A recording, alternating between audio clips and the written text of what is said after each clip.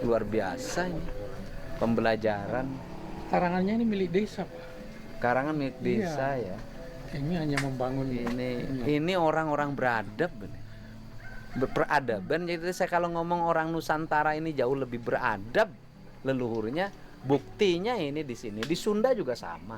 Nanti kalau seluruh anak cucu Bapak pada punya rumah, itu nggak boleh rumah Bapak diwaris.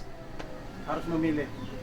Kalau rumah itu warisnya untuk yang anak paling kecil. anak paling kecil. Sama seperti saya anak paling kecil. Istri anak paling kecil. Bapak kan nggak punya anak paling kecil. Nggak Nah, punya artinya anak. saya anak terkecil, istri anak terkecil. Iya. Rumah di mertua itu haknya punya saya. Tapi mertua masih hidup sekarang. Kalau sudah meninggal, tapi kami tidak boleh memilih kedua-duanya, Kang.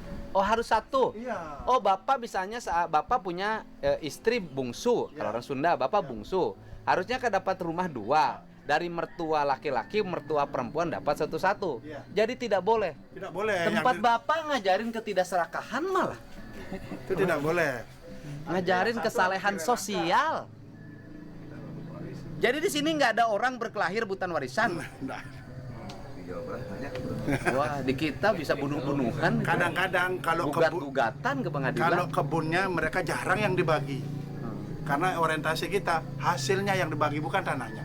Nah, Bapak ini kan misalnya Bapak nih, Bapak kan taruhlah Bapak ini nggak punya anak tapi punya saudara.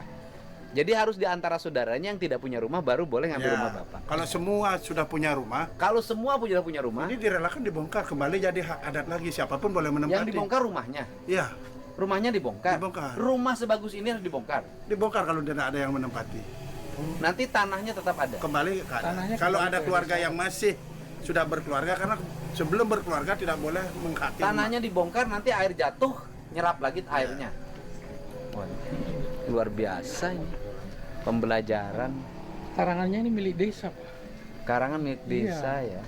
Ini hanya membangun Ini orang-orang beradab, berperadaban. Jadi saya kalau ngomong orang Nusantara ini jauh lebih beradab leluhurnya. Buktinya ini di sini, di Sunda juga sama.